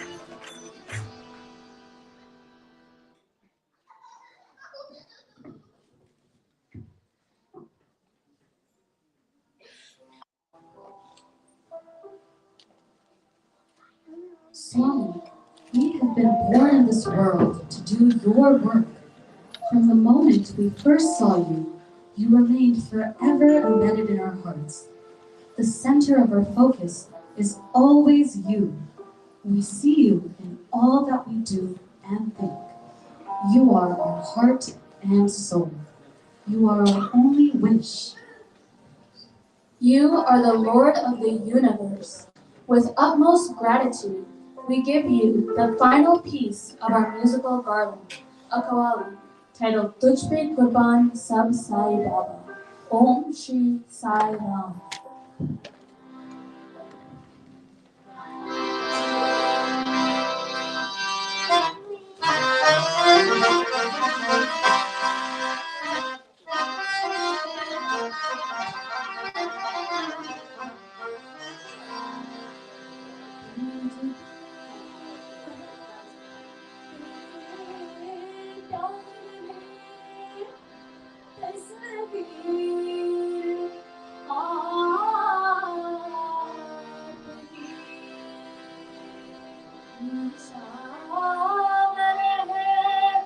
जहान सरा तस्वीर पे आपकी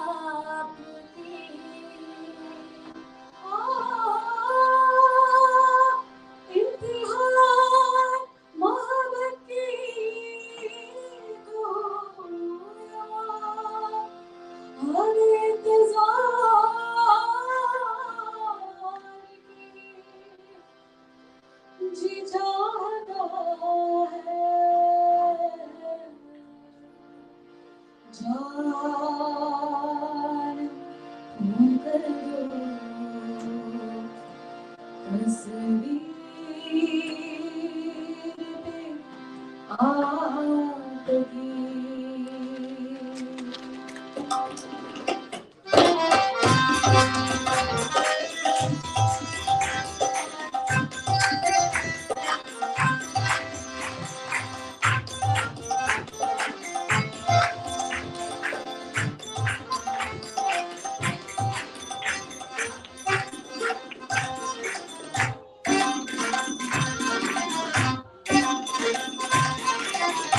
कुर्बान सब साईं बाबा कुर्बान सब साईं बाबा आंखों से आके दिल में दबा के आंखों से आके दिल में दबा के दिल को चुरा गया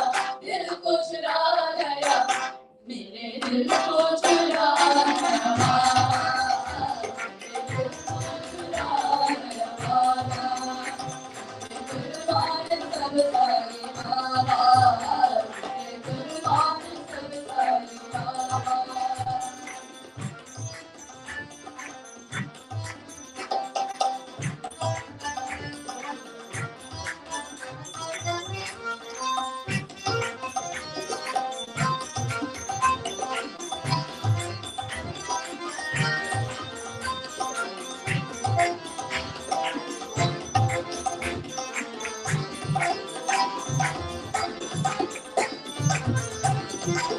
मुझे प्यार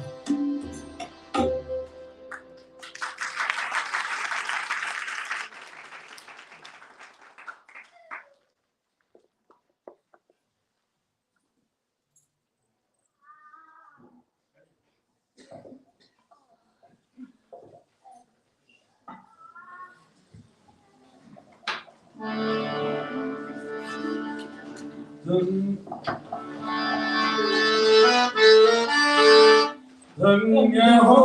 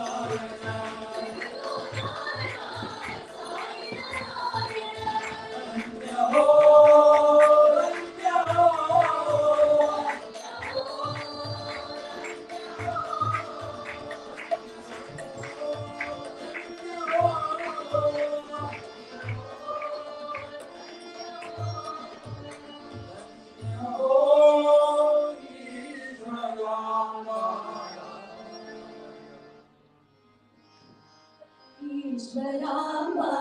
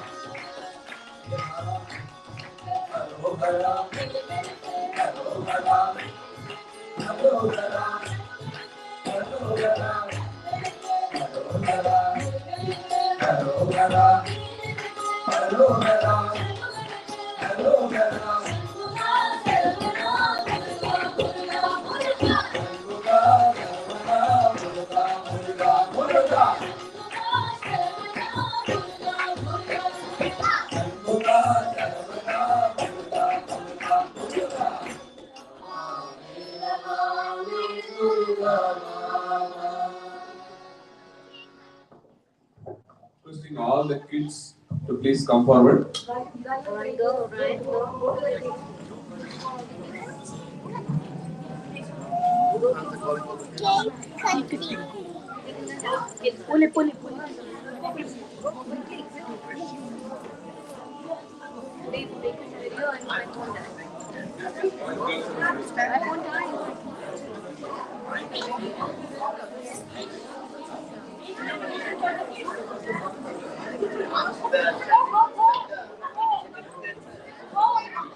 All kids below 10, please come.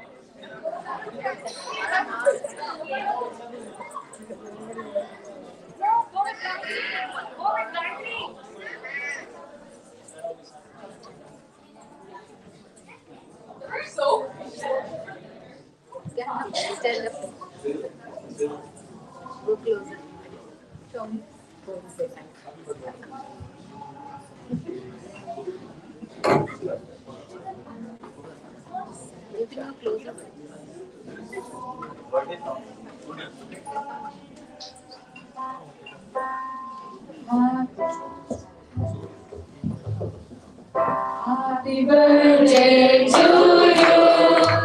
Happy birthday to you. Happy birthday, dear Swami. Happy birthday to you. May Baba bless you. May Baba